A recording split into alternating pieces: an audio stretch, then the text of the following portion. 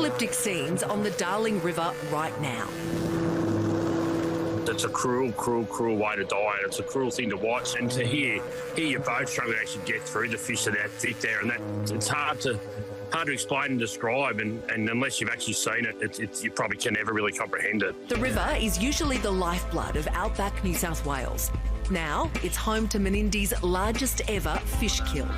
The fish kill probably extends for 25 or 30 kilometres, so you're looking at 20 to 30 million fish. They're just unbelievable numbers, and they're still dying here now. And this isn't Menindee's first catastrophic kill. Millions of fish were found dead in both 2018 and 2019 during the devastating drought. This is your country. We're pretty proud of it, and we can't fight alone. And please, don't forget us. In 2019, the federal government pledged $70 million to avoid another fish kill disaster. We're looking at $25 million to farmers to put in meters right across the northern basin, but also $5 million in putting cameras to make sure that we can monitor the water flows as they come through.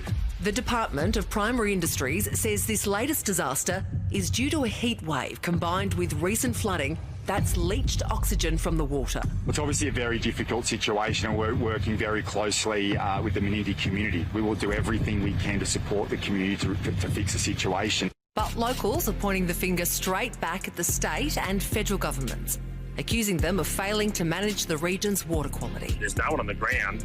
There's very limited water quality being done, and that all falls back into the lack of water in New South Wales, and they've been completely missing in action.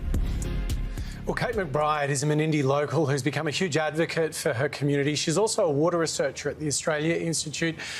Kate, good to see you again. What are you hearing from everyone back at home about this?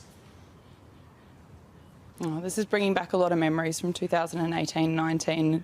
It's absolutely heartbreaking for the community to have to experience this once again.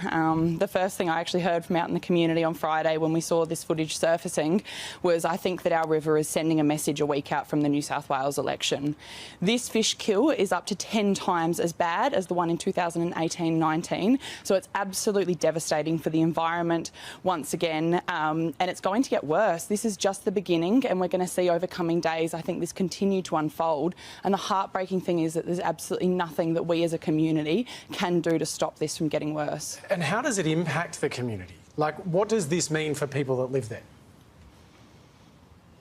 So the river is a massive part of life out that way. We all have a massive connection to it, and seeing it in this state is just soul-destroying. And a lot of us have dedicated years of our lives to actually protecting this river and doing everything that we can. And you try, and then when you see footage come out again of the place that you call home and a place that you love, all of a sudden back in that state, it really does hit you right where it hurts. And I was a bit of a wreck on Friday, and I know a lot of our community are right now, and they're living in it. They're having to experience the smell of this again, and you know, also our Aboriginal brothers and sisters out that way as well.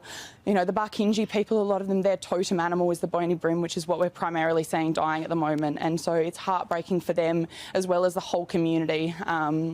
It really is soul-destroying, and you know, that's like the human side of it and our connection to the river. But then, of course, you've got the economic side of it as well, the devastating impacts this is going to have on our tourism, but also agriculture right down the river as well. So it's devastating for the community, and yeah, just heartbreaking to see. Kate, can you shed a little bit more light on why this is happening in Menindee specifically? So fundamentally what's happened is that there's such low oxygen levels in the water that these fish are dying, and that's got a lot to do with the recent floods that we've experienced and the large amount of organic matter that's in the river. That's combined with a heat wave that's coming through, and during that heat wave the fish need more oxygen, and essentially our river system that was already sort of like right at the brink of collapse, this heat wave has come through and just pushed it that bit further, and so we're seeing just absolute catastrophic scenes coming out of the river. But it really does come back to management. Once again, this is not natural. Water authorities are saying that this is on a scale that we've never seen before, and so this is not meant to happen, and fish kills can occur throughout the basin, and it does happen during wet times like we're seeing now, but on this scale is not meant to happen. So it does come down to the way that water is being managed, and also like locals upstream knew that this black water event, or low oxygen throughout the river, has been coming down. they've been warning us for months and they've been watching it come down, but it's been managed really poorly through those Menindee lakes, and it's continuing to be managed really poorly. So, yeah, it's really, like, we've been let down once again by Water New South Wales and governments in the way that they have their water policy in place as well. Kate, the federal government pledged $70 million back in 2019. Has this made any difference to the problem? Clearly, you've been pretty affected by what's happened again in your community. So Menindee in particular was promised a $5 million fish nursery. That's been held up sort of in red tape through a number of different issues, and we haven't seen it. So, you know, we continue to get these promises being made our way, and they sort of never seem to eventuate. The other thing that happened back after those first fish kills, though, where there was a great deal of reports, because people realised how bad it was back then. There were all these reports done to try and get to the bottom of it, and a lot of recommendations made. A lot of those recommendations actually pointed to needing more information and more gauges along the river to actually gauge things like, you know, oxygen levels, so maybe we could have avoided this. A lot of those recommendations weren't acted upon, and now we're back in this similar situation where we've actually got an even worse fish kill occurring. So it does come back to, you know, what are we going to do now sort of thing, because this just keeps happening and we keep getting let down as a community. Kate, we are running out of time. We're getting the wrap. I just want you to make clear for everyone at home that's watching and for the politicians, for you and the community, how angry are you that this has happened again when you had the warnings? We've been so let down by particularly Water New South Wales, and we need a full review into what's happening. I mean, the locals have been wading around in floodwater for recent months. You know, we've been cleaning out bloody people's houses from floodwaters, and now to experience this, it's just one extreme to another. And our community of Menindee keeps getting put on the map for these horrible disasters.